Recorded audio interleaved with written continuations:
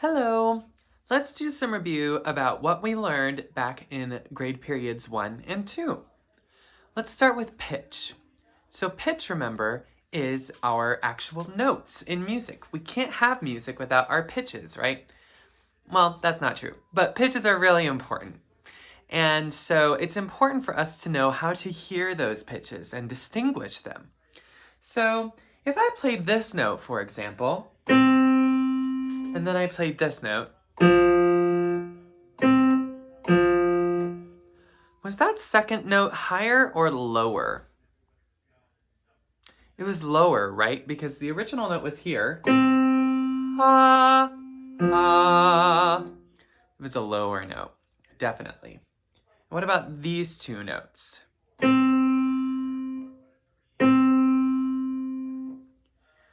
Were they higher, lower, or the same? They were the same. Good job. And what if I did something like this?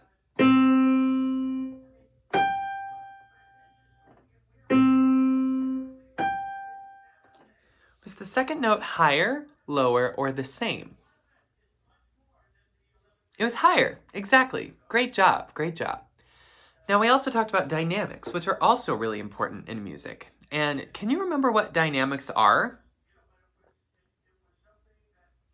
Dynamics are how loud or how soft we are in the music, right? And I remember that we talked about some specific dynamics, actually. We talked about piano, which means soft, forte, which means loud, mezzo forte, which means kind of loud, and mezzo piano, which means kind of soft. Good. We also talked about tempo. Now, tempo is an Italian word that means time. And what might that mean in regards to music? Well, time, speed, right? So tempo means how fast or how slow we're playing. And we talked about some specific tempos as well. And those were presto, which means really, really fast, largo, which means really slow, allegro, which means medium fast, and adagio, which means medium fast, or medium slow. So allegro is medium fast, and adagio is medium slow. Good job. We also talked about the orchestra families. Can you remember what those families are? Think about it. So the families in the orchestra are going to be strings, percussion, brass, and woodwinds. Exactly. Very good job. We also talked about form in music. And form is basically a way for us to kind of divide the music up so that it's easier for us to remember and learn the songs. So you might have something like A-B form. And what that means is that each unique section of a song will get a letter. So if a song is an A-B form, that means that there are going to be two distinct sections of the song. There's going to be an A section and a B section. Very good. We also talked about this thing here. So this is probably the most tricky part of music, right? And these are our notes on our musical staff. And the musical staff is going to be those 5 lines and 4 spaces. And that is how we tell ourselves what notes are supposed to be played when.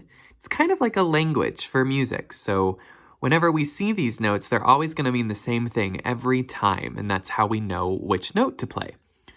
So if you see notes on the lines of the staff, as you see here, you want to remember that it spells out E, G, B, D, and F, starting at the bottom and working its way up.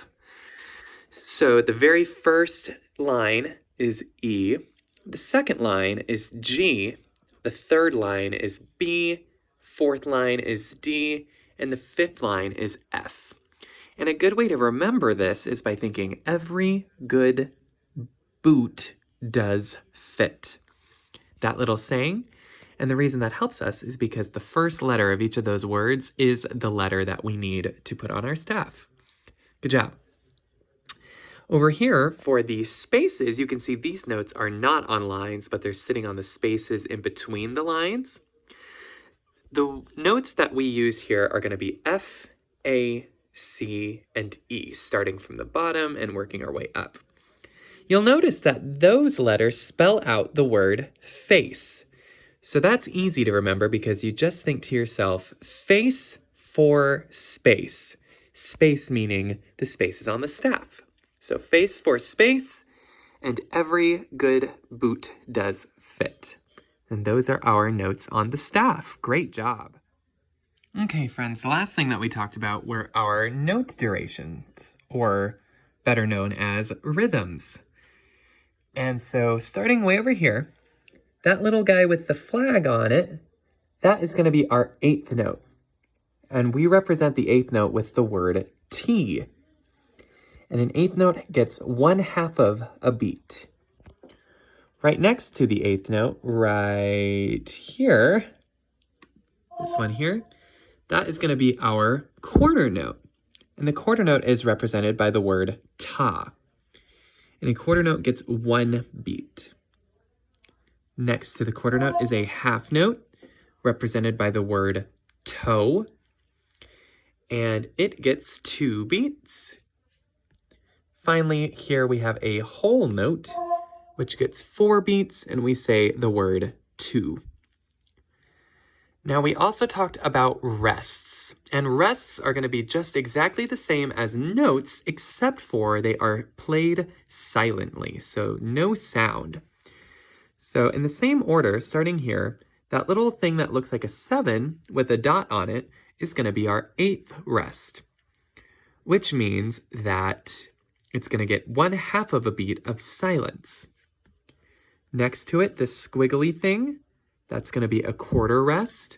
And just like the quarter note, it gets 1 beat of silence. Next to that, we have our half rest, which looks kind of like a top hat when it sits on the line. And so a good way to remember that one is hat and half rhyme. And just like a half note, it's going to get 2 beats of silence. Finally here, we have the whole rest, which if you look at it, it kind of looks like a hole in the ground, a hole in the line, which sounds like the word hole. And that's going to be 4 beats of silence, just like our whole note over there.